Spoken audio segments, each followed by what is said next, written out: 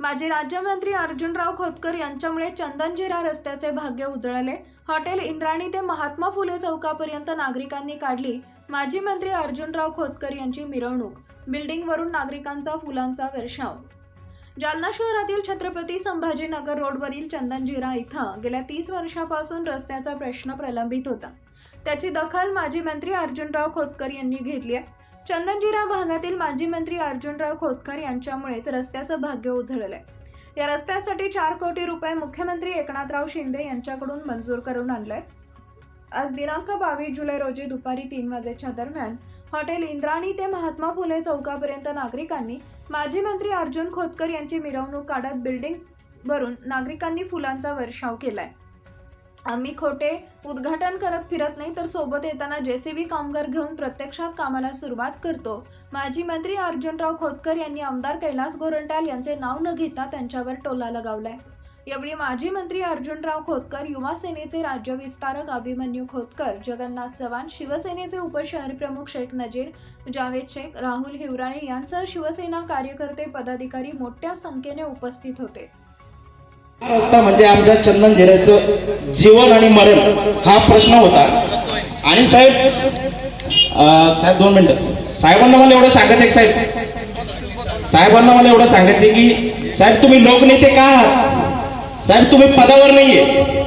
आदरणीय खोतकर साहेब आज पदावर नाहीये। खरं तर हे काम स्थानिक आमदारांचं आहे। हे काम कोणी करायला पाहिजे? कर्तव्य आमदारांचं आहे। पण खोतकर साहेब पदावर नसतानाही खोतकर साहेबांनी इथल्या जनतेचा जीवन मरणाचा प्रश्न सोडवला। त्याबद्दल आपण सर्व चंदनजिऱ्यातील गावकऱ्यांनी एकदा जोरदार टाळ्या वाजून खोतकर साहेबांचे आभार मानूयात। अजून जोरात आवाज आला पाहिजे। तो आवाज येणाऱ्या विधानसभेपर्यंत आदरणीय खोतकर साहेब आपल्याला निवडून देण्यासाठी आवाज केला पाहिजे।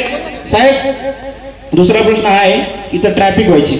या रोडवरून कमीत कमी 10-12 हजार लोकांचं येणं जाणं रोजचा हा प्रश्न होता। आम्ही कित्येक आंदोलनं केले, हे केलं ते केलं, पण साहेब कोणीच दखल घेत नव्हतं। पण साहेब तुम्ही एकदा इथं आला होता, तुम्ही रस्त्यावरून चालला, साहेबांनी सांगितलं अरे यार इतका हा रस्ता, इथं एवढे लोक कसं काय चालतात, हा खूप जिव्हाळ्याचा प्रश्न आहे। आणि साहेबांनी विशेष निधी म्हणून कुठलंही साहेबांकडे संवैधानिक पद नसताना साहेबांनी आपल्या चंदनजिऱ्याचा हा प्रश्न सोडवला। त्यामुळे आम्ही साहेबांचे सर्व चंदनजिऱ्याच्या वतीने आभार व्यक्त करतो।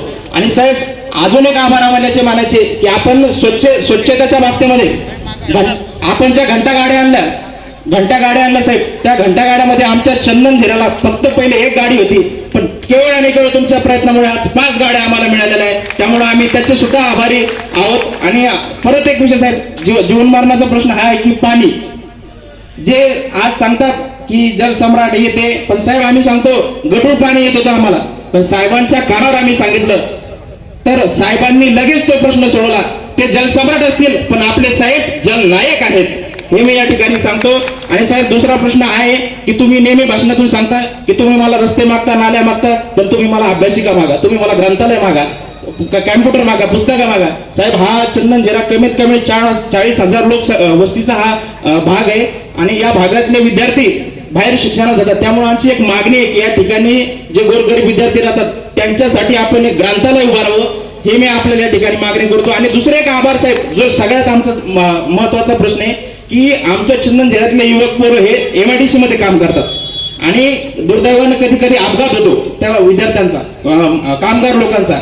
तर साहेब आम्हाला आभारासाठी मागच्या वेळेस 2 घटना झाल्या, त्या घटनेमध्ये आदरणीय साहेबांनी स्वतः लक्ष घालून त्या लोकांना मदत मिळवून दिली। म्हणजे विचार करा की खोतकर साहेब आपल्या कामगारांचा सुद्धा किती विचार करतात। यामुळे आपण परत एकदा साहेबांच्या टाळ्या वाजवून या ठिकाणी आभार मानूयात। आणि साहेब एक प्रश्न आमचा आहे की हा क्रांतीसूर्य महात्मा ज्योतिबा फुले चौक आम्ही जे स्मारक बसवलेलं आहे, तुम्ही आम्हाला त्या स्मारकाचा आम्हाला जीर्णोद्धार करायचा आहे, पूर्णाकृती स्मारक बसेल, त्यासाठी सुद्धा तुम्ही आम्हाला मदत कराल, हे आम्ही अपेक्षा करतो। आणि दुसरी अशी ग्वाही आम्हाला देतो साहेब, इथं सर्व जाती धर्माचे लोक गुण्या गोविंदाना राहतात, तुम्ही लोकनेते आहात आणि तुम्ही सर्वांना सोबत घेऊन चालतात।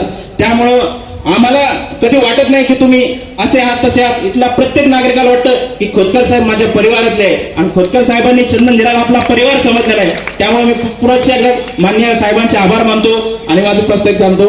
धन्यवाद। निवडणूक कोणत्या मुद्द्यावर लढायची, पण मला वाटतं राहुल भैयानी जो विषय छेडला पाण्याचा, आमच्या माता भगिनी बसलेल्या आहेत, तरी तुम्हाला रोज पाणी येतं का? किती दिवसाला पाणी येतं? 15 दिवसाला पाणी येतं. आलं तरी बऱ्याच भागात शहर आहेत. आता आम्ही दौरे करत असतो, आम्हाला माहिती आहे बऱ्याचशा भागामध्ये पाणी आलं तरी गढूळ पाणी येतं, ज्याचा वापरच तुम्ही करू शकत नाही असं पाणी येतं. मग हे जलसम्राट कशाचे? तुमच्याकडे येतील ते. आता निवडणूक यायला लागली म्हणल्यावर तुमच्याकडे येतील. तुम्ही त्यांना प्रश्न केला पाहिजे की जलसम्राट तू आहे कशाचा? मला वाटतं त्या व्यक्तीवर जास्त न बोलता विकासाचा अजूनही तुमचे काय मागण्या असतील त्या हक्काने तुम्ही खोतकर साहेबांच्याकडं मागू शकता आणि खोतकर साहेबांना हक्कानं सांगू शकता की असं असं काम आहे आणि हे काम तुम्ही मार्गी लावून द्या.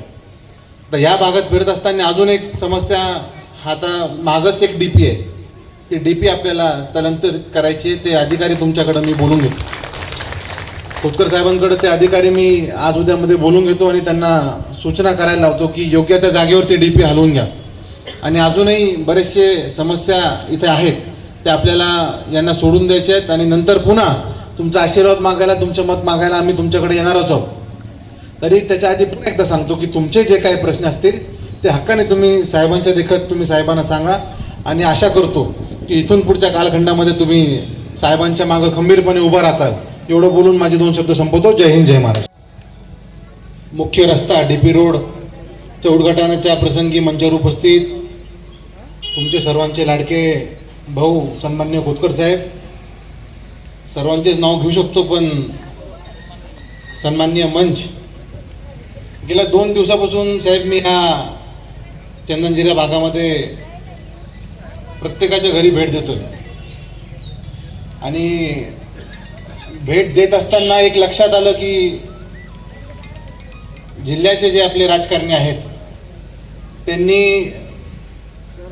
विकासाचा विचार न करता फक्त स्वतःच्या स्वार्थाचा विचार केला आणि हा मुख्य रस्ता न बांधता त्यांना असं वाटलं की गल्ल्या जर मी बांधल्या तर त्या गल्ल्यांचं मतदान मला पडेल, असा विचार त्यांनी केला आणि 1-2 गल्ल्या त्यांनी बांधल्या असतील. पण मला वाटतं खोतकर साहेबांसारखं डेव्हलपमेंटचं विजन ज्याला आपण म्हणतो, खरं तर फिरत असताना इथं बऱ्याच लोकांनी मला सांगितलं, आता त्या दिवशी भुसारे काकांच्या घरी मी बसलो होतो, त्यांनी मला हक्काने सांगितलं की दादू तुम्ही हा रोड आम्हाला बांधून देण्याचे बांधील नाही. तुम्ही आज आम्हाला हे सांगू शकता की आम्हाला तुम्ही विधानसभेत निवडून द्या आणि विधानसभेत निवडून दिल्याच्या नंतर आम्ही तुम्हाला रस्ता बांधून देऊ. पण म्हटलं काका आमची सायकोलॉजी जरा वेगळी आहे, आमचं डोकं जरा वेगळं चालतं.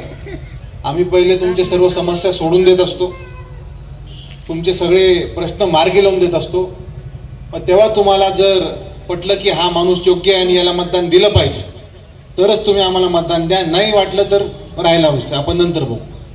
पण तुमचे जे समस्या असतील, तुमचे जे कामं असतील ते सर्वप्रथम आम्ही मार्गी लावून देण्याचं काम करू.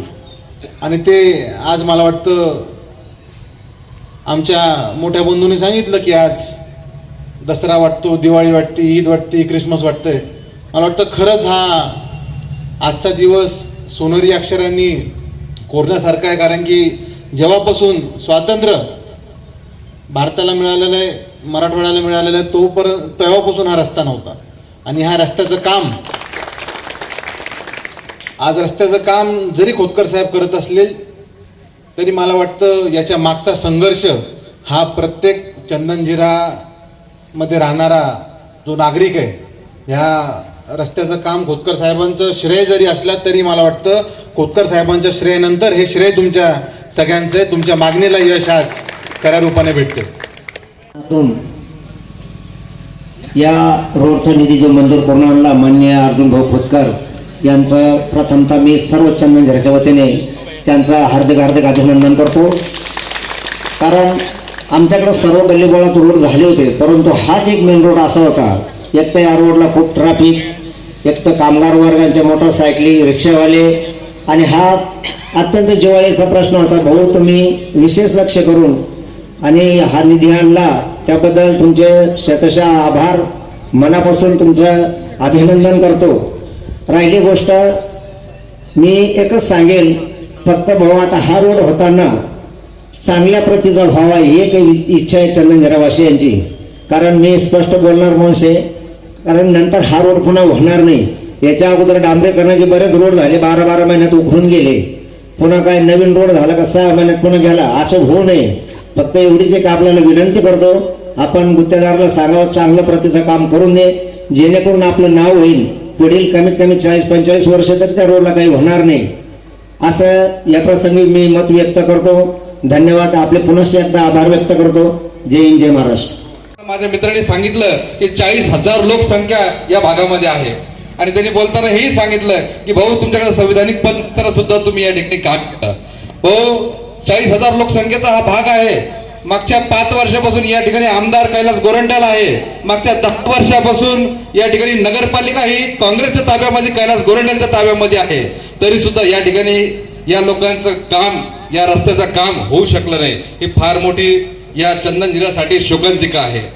या ठिकाणी हजारो कुटुंब स्वतःचा उदरनिर्वाह करतात, छोटे छोटे व्यवसाय या ठिकाणी करतात आणि या व्यावसायिकांचं, या भागातील नागरिकांचं कंबंड मोडायचं काम जर कोणी करत असेल तर या शहराचा आमदार कैलास गोरंट्याल करतोय. भाऊ या ठिकाणी तुम्हाला सांगतो, आमच्या मित्रांनी परत एक सांगितलं की महात्मा फुलेंचा या ठिकाणी पुतळा आहे आणि त्याचं काही सुशोभीकरण करायचं वगैरे असं त्यांनी या ठिकाणी मुद्दा मांडला. भाऊ 2011ला जालना नगरपालिकेमध्ये संत गाडगे महाराज यांचा पुतळा बसावा अशी बरेच लोकांची मागणी होती आणि त्या ठिकाणी जनसमुदाय त्यावेळेचे आमचे नगराध्यक्ष आणि तत्कालीन आमदार कैलासजी गोरंट्याल या लोकांकडे गेले. भाऊ आजही त्या ठिकाणी या पुतळ्याचं बसायचं काम झालं नाही. त्यानंतर मस्तगडला भाऊ महाराणा प्रतापजींचा पुतळा त्या ठिकाणी बसावा म्हणून सर्व राजपूत समाज हा कैलास गोरंट्यालकडे गेला. तुम्ही आजही बघा, फक्त चबूत तयार आहे परंतु कुठल्याही प्रकारचं तिथं आज पुतळ्याचं अनावरण त्या ठिकाणी झालं नाही. त्याचबरोबर तुम्हाला सांगतो, शहरामध्ये जिजामाता कामांजवळ बाल शिवाजी सोबत राजमाता जिजाऊ यांचा पुतळा त्या ठिकाणी बसावा अशी लोकांची मागणी होती. त्या पद्धतीने ठराव सुद्धा नगरपालिकेतून मंजूर झाला, पण आज त्या कमानीच्या बाजूला सुद्धा हे काम झालेलं नाही. या शहरामध्ये या ठिकाणी माझ्या मित्रांनी आत्ताच सांगितलंय की अण्णाभाऊ साठ्यांच्या पुतळ्याच्या सुशोभीकरणाची मागणी सुद्धा या ठिकाणी लावून धरली होती, परंतु तेही काम या कैलास गोरंट्याल कडून झालं नाही. भाऊ हा आमदार कुणाचा आहे तर हा आमदार फक्त प्रीतीसुधा नगरचा आहे. हा धनधांगड्याचा आमदार आहे. जिथं धनधांगडे लोक राहतात, जे पैशावाले लोक राहतात, फक्त त्यांचंच काम होतं. जिथं गोरगरीब जनता राहते त्यांचं कधीच काम होत नाही. हे मी स्वतः जवळून बघितलेलं आहे भाऊ त्या ठिकाणी असताना. या ठिकाणी मी आवर्जून सांगतो की जालना ज्यावेळेस नगरपालिका ताब्यात असते त्यावेळेस मूलभूत सुविधा द्यायचं काम हे नगरपालिकेचं आणि स्थानिक आमदाराचं असतं. या ठिकाणी प्रस्तावित करताना सांगितलं की अर्जुन भाऊ कुठल्याही संविधानिक पदावर नसताना सुद्धा या जालना शहराच्या विकासासाठी धडपडत आहे आणि आज हजारो कोटीचं आज निधी या ठिकाणी उपलब्ध करून घेतलेला अर्जुन भाऊने. खरं तर अर्जुन भाऊ साठी या ठिकाणी एकदा जोरदार टाळ्या आपल्या झाल्या पाहिजे. या ठिकाणी माझ्या महिला भगिनी पण आहे, माझे सगळे बांधव, माझे मित्रमंडळी पण या ठिकाणी आहेत. या मी सर्वांना विचारू इच्छितो की जालना, ज्याला जलसम्राट आपण म्हणतो, खरंच तुमच्या पिण्याच्या पाणी तुम्हाला खरंच या 7 दिवसात 8 दिवसात तरी भेटतंय का? मला हात वर करून सांगावं कोणाला 7-8 दिवसात पाणी भेटत असेल. मला वाटत नाही की कोणालाही 7-8 दिवसात पाणी या ठिकाणी भेटत असेल. किमान 15 दिवस, बरोबर का नाही? किमान 15 नळाला पाण्याची वाढ आपल्याला बघावं लागते आणि ते पाणी आपल्याला साचून ठेवावं लागतं. आणि ज्यावेळेस साचून पाणी ठेवतो त्यावेळेस मच्छरांचा प्रादुर्भाव होतो आणि आरोग्य आपलं सगळ्यांचं या ठिकाणी धोक्यात येतं. मी तुम्हाला सांगतो, 2011 ते 2016च्या दरम्यान आपल्याकडे फार मोठा DPR 125 कोटी रुपये भाऊंनी मंजूर करून दिलाय. पिण्याच्या पाण्याची पाईपलाईन या ठिकाणी सगळ्या भागामध्ये झाली पाहिजे असं भाऊचं स्वप्न होतं. पण भाऊचं नशीब की भाऊ त्यानंतर नगरपालिका त्यांच्या ताब्यात नव्हती आणि ते विधानसभेला निवडून नाही आले. परंतु विधानसभेला का निवडून नाही आले त्याचं एकमेव कारण होतं की या कैलास गोरंट्यालने सगळीकडे एक भाऊ केला होता. भाऊ आपल्या मराठीतून म्हणतात की भाऊ केला होता. भाऊ काय केला होता तर भाऊ याने असा केला होता भाऊ की जालना नगरपालिकेच्या माध्यमातून या 125 कोटीच्या योजनेच्या माध्यमातून सगळ्यांना आम्ही 24 तास पाणी देऊ. त्यानंतर सगळ्या नळाला मीटर बसेल. त्यानंतर सगळं म्हणजे पाणी सगळ्यांना 24 तास मिळालं पाहिजे अशी अपेक्षा या कैलास गोरंट्यालकडून होती. परंतु सगळ्यांच्या याच्यावर पाणी फिरलं गेलं या ठिकाणी. आज कुणाच्या नळाला 24 तास पाणी येते का? कुणाच्या नळाला येते का? कुणाच्या नळाला येते? तुम्ही माझ्या बहिणी बसलेले येते का? कुणाच्या नळाला 24 तास पाणी? म्हणजे हे खोटं काम हे कैलास गोरंट्यालने या ठिकाणी केलं. आणि आज आपण त्यांच्यामुळं म्हणजे परेशान होत पाण्यासाठी सुद्धा. म्हणजे एवढी मोठी योजना आणून पण भाऊ त्याचं काम या ठिकाणी झालं नाही भाऊ. आणि मला खात्री आहे की येणाऱ्या काळामध्ये भाऊ तुम्ही नगरपालिका पण ताब्यात घ्या, महानगरपालिका पण ताब्यात घ्या आणि विधानसभा पण ताब्यात घ्या भाऊ. मला खात्री आहे की जालना नगरपालिका आणि विधानसभा ज्यावेळेस आपल्या ताब्यात येईल या जालन्याचा चेहरा मोहरा या ठिकाणी बदललेला असेल. आणि आपल्याला या ठिकाणी शपथ घ्या, मी तर म्हणतो सगळे मिळून, की या 40,000 लोकसंख्येमध्ये किमान 17 ते 18 हजार मतदान असणारे 100% मतदान हा विकास करणाऱ्याच्या मागे उभा राहायला पाहिजे. आणि विकास कोण करतो तर ते फक्त अर्जुन भाऊ खोतकर करतो. येणाऱ्या काळात 100% मतदान या भागातलं अर्जुन भाऊ खोतकरला झालं पाहिजे. या ठिकाणी मी एवढंच सांगतो आणि या ठिकाणी थांबतो. धन्यवाद. या भागातील सर्व मान्यवर मंडळी आणि मित्रांनो, बहुचर्चित आणि बहुप्रतिष्ठित असलेला आपला हा रस्ता आज आपल्या सर्वांच्या साक्षीने या रस्त्याचं भूमिपूजन या ठिकाणी होतं. तुमच्या जशा जीवनातला आनंदाचा क्षण आहे तसंही माझ्याही कारकिर्दीमध्ये भर टाकणारा आजचा हा दिवस आहे असं मी मानतो. मी गेले अनेक दिवस वाट बघत होतो कोणीतरी करेल हा रस्ता. पण नियतीच्या मनामध्ये हा रस्ता माझ्या हातानेच व्हावा अशा प्रकारची नियती होती. मला असं वाटतं की लोकांनी आपल्याला बाजूला बसवलेलं आहे, आपण थोडं शांत बसावं. तर शांत बसून तरी किती बसायचं. माननीय मुख्यमंत्री महोदयाला विनंती केली, त्यांना सांगितलं की बाबा असा असा रस्ता आहे, तो फार वर्षाचा मागणी आहे. त्याने माझ्यासमोर सांगितलं की तुला कार्यकर्त्यासाठी काम पाहिजे का लोकांसाठी. मुख्यमंत्र्यांना नाही आवडलं. कदाचित या रस्त्याला मी 3 कोटी दिले, 10-10 लाखाचे मी तुकडे केले असते तर 30 तुकडे झाले असते आणि 30 कार्यकर्ते माझे खुश झाले असते. परंतु मला कल्पना आहे या भागातला 40,000चा जनसमुदाय आहे. या रस्त्यावरून ती जाणार आहे. 10-10 लाखामध्ये 30 कार्यकर्ते खुश, ही गोष्ट खरी आहे. परंतु या भागातल्या व्यापाऱ्यापासून, या भागातल्या सर्वसामान्य माणसापासून, गोरगरिबा कामगारापासून, तरुण मुलापासून तर वृद्धापर्यंत हे आशीर्वाद मला निश्चितपणे हा रस्ता केल्यानंतर या ठिकाणी मिळणार आहेत. आणि त्यामुळं आपली सर्वांचीच मागणी, इथं बसलेल्या सर्वांचीच, मी नावं सर्वांची घेऊ शकतो, या सर्वांचीच म्हणजे आमचा प्रमोद पवारपासून तर सर्वच, जगदीश वासवे, तुम्ही सर्व मंडळी, आता 1-2चे नाव घेतलं तर पुन्हा अजून लपलं व्हायचं. सर्वांचीच मागणी या ठिकाणी होती की हा रस्ता भाऊ तुम्ही घेतला पाहिजे, हा रस्ता केला पाहिजे. आणि त्यामुळं या रस्त्याच्या कामाला लागलो. आणि आज तुम्ही आता मागं म्हटले, इथं खासा बाप बोले, लोक आते नारळ फोडते, चले जाते, लोक येतात आणि उद्घाटन करून निघून जातात, कामाचं भूमिपूजन करून जातात.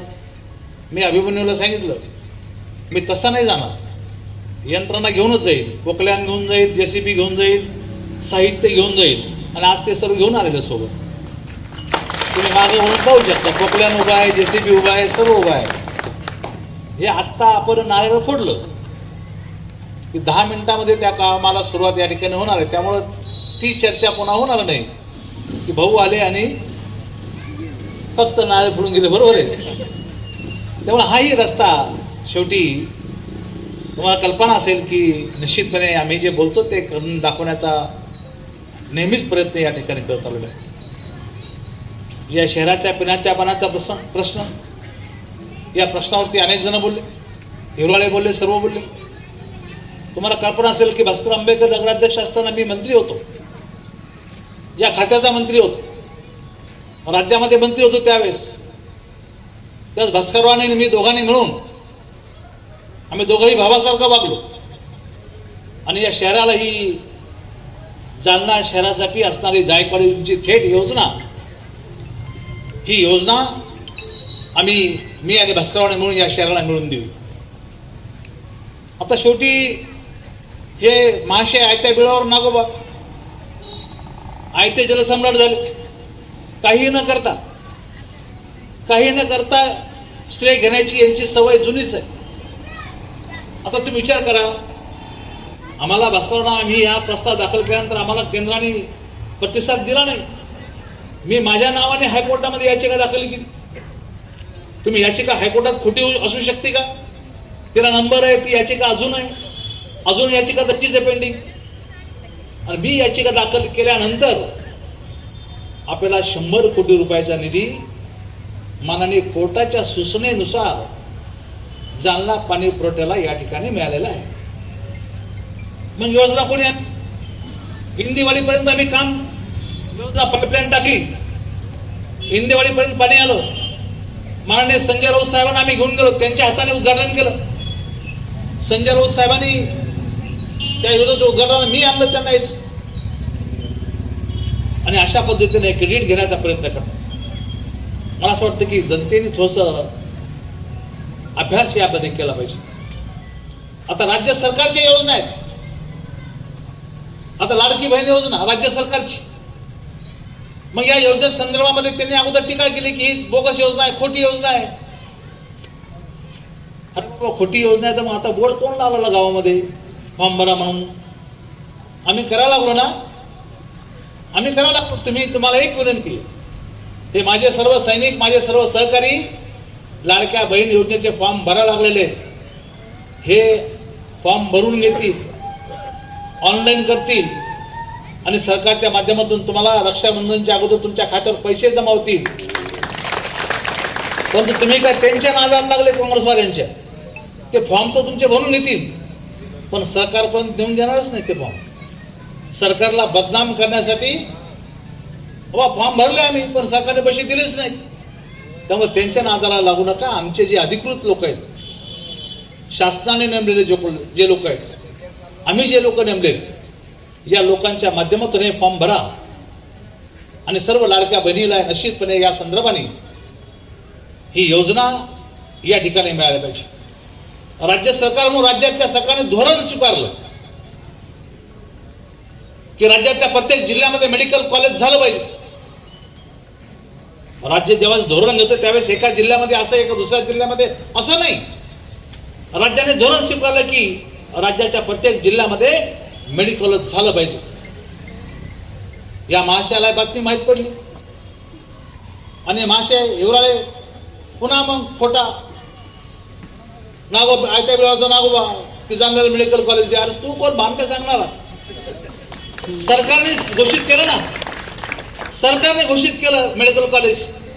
आणि मग संभाजीनगरला होतं, बीडला होतं, हिंगोलीला होतं, परभणीला होतं, लातूरला होतं, या सर्व ठिकाणी व्हायला लागलं, यवतमाळला व्हायला लागलं, महाराष्ट्रातल्या प्रत्येक जिल्ह्यात व्हायला लागलं. ते तुझ्यामुळे व्हायला लागलं का? सरकारने धोरण घेतलंय, सरकारने धोरण आखलं, या संदर्भामध्ये धोरण आखलं आणि निश्चितपणे प्रत्येक जिल्ह्यामध्ये अशा पद्धतीचे मेडिकल कॉलेज गोरगरिबांसाठी, या मेडिकल कॉलेजच्या माध्यमातून एक मोठी सेवा या ठिकाणी गोरगरिबांची या ठिकाणी होणार आहे.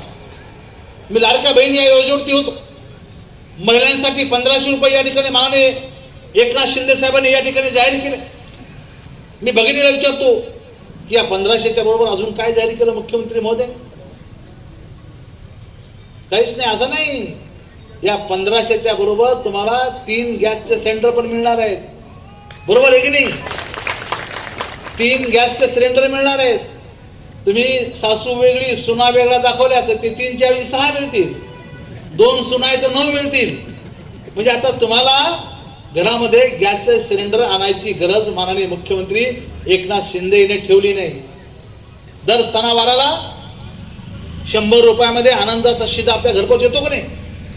ईद असेल, दिवाळी असेल किंवा बाकी इतर क्रिसमस असेल, या सर्व वेळेला आनंदाचा शिरा सुद्धा या ठिकाणी दिला जातो. लेक लाडकी योजना माननीय एकनाथ शिंदे साहेबांनी सुरू केली. घरामध्ये मुलगी झाली की मुलीच्या खात्यावरती 5,000 पडतात. मुलगी 15 वर्षाची झाली की तिच्या खात्यावरती 1,00,000 रुपये पडतात. किती बांधवाला माहिती, किती बघितलं माहिती. नोंद करा या गोष्टीची. लाडकी लेक योजना ही निश्चितपणे माननीय मुख्यमंत्री एकनाथ शिंदेने सुरू केली. बघा एकनाथ